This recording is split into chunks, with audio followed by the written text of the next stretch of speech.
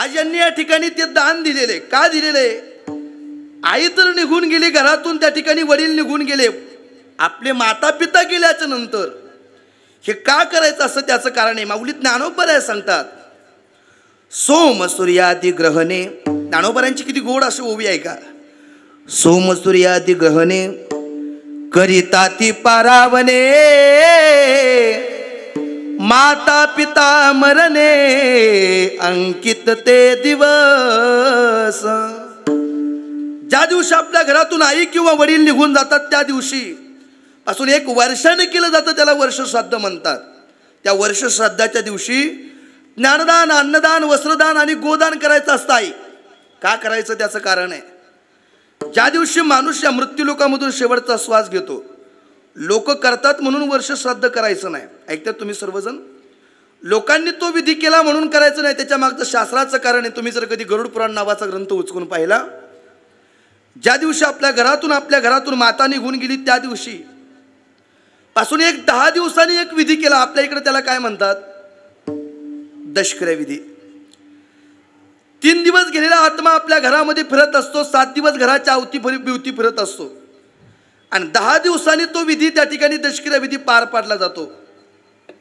दादा आता तो 3ऱ्या 4थ्या 5व्या 6व्या दिवशी पाडतात, तो भाग वेगळा आहे, पण 10व्या दिवशी पाडला पाहिजे. आणि तुम्हाला एक प्रश्न आहे त्या ठिकाणी, असा प्रश्न आहे, 10 दिवस झाल्याच्या नंतर 3 दिवसांनी एक विधी असतो, त्याला काय म्हणतात? थोडा मोठा आवाज माझ्यापर्यंत. 13वा म्हणतात त्याला. शास्त्रामध्ये बापूसाहेब त्याला तलत्रिपण नावाचा विधी म्हणतात.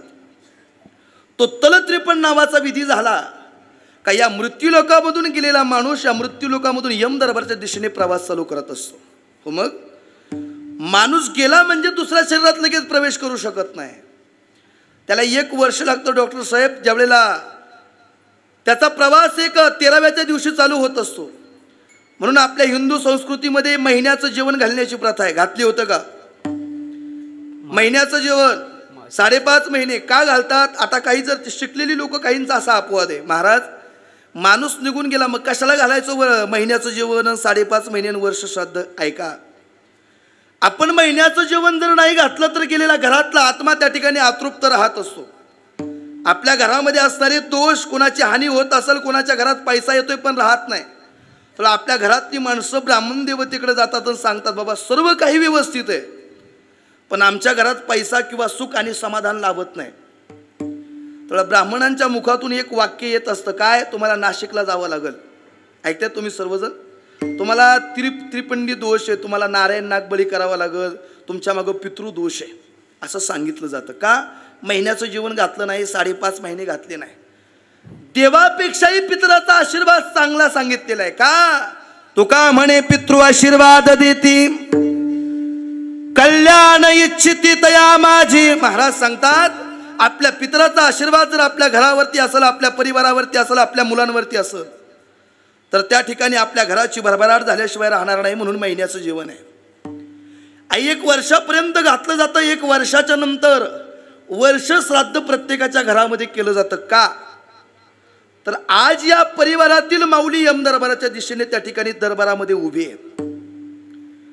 यम दरबारामध्ये उभं राहिल्याच्या नंतर, जीवनामध्ये आल्याच्या नंतर किती पुण्य कमवलं, किती पुण्य कमवलं याच्यानुसार माणसाची जनगणना असते. पुण्य जास्त झालं बाबा का स्वर्गाचा दरवाजा आपल्यासाठी मोकळा आहे, पाप जास्त झालं का नरकाचा दरवाजा आपल्यासाठी मोकळा आहे, आणि पाप आणि पुण्य समान झालं का माणूस म्हणून या मृत्यूलोकामध्ये तुमचा आमचा जन्म. महाराज सांगतात, पाप पुण्य समान समी, तेची पाविजेल कर्मभूमी. पाप आणि पुण्य समान व्हावं लागतं या मनुष्य देहामध्ये जन्माला येण्याकरिता. आम्ही भाग्यवान आहे का मृत्यूलोकात तुमचा आमचा जन्म झाला. ऐका, अरे याच्यासाठी काही उदाहरण देता येईल का? त्यावेळेला त्या गरुड पुराणामध्ये एक उदाहरण दिलेलं आहे. वर्ष श्राद्ध का करायचं?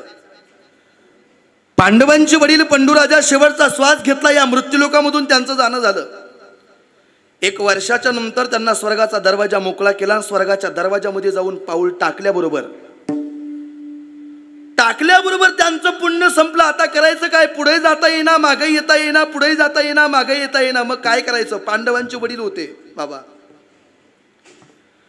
पण पांडवांचे वडील होते तरी सुद्धा पुढे जाता आलं नाही का? पुण्य संपलं होतं. त्या क्षणाला माघारी पाऊल घेतला. महाराज सांगतात पुण्य जर संपलं ना, राजा असो किंवा रंक असो, मग काय होतं महाराज? मग तया पुण्याची पाऊटी सरे, सवेची इंद्रपणाची उटी उतरे, येऊ लागती माघारे मृत्यू लोका. एकदा का पुण्य संपलं, राजा असो रंक असो, त्याला माघारीच यावं लागतंय. पांडवांचे वडील होते पण पुण्य संपलं, माघारी आले, स्वर्गाला फेऱ्या मारू लागले. नारद महर्षींची भेट झाली. नारद महर्षींना सांगू लागले, ऐका, या मृत्यूलोकामध्ये जा. पांडवांचे वडील नारद महर्षींना सांगतात, या मृत्यूलोकामध्ये जा. माझ्या मुलांना जाऊन सांगा वडिलाच्या नावाने ज्ञानदान, अन्नदान, वस्त्रदान, गोदान करा म्हणावं. का? त्याचं पुण्य वडिलांना प्राप्त होईल आणि स्वर्गाचा दरवाजा त्यांच्यासाठी मोकळा होईल, यासाठी केलं जातं वर्ष श्राद्ध. विठ्ठल.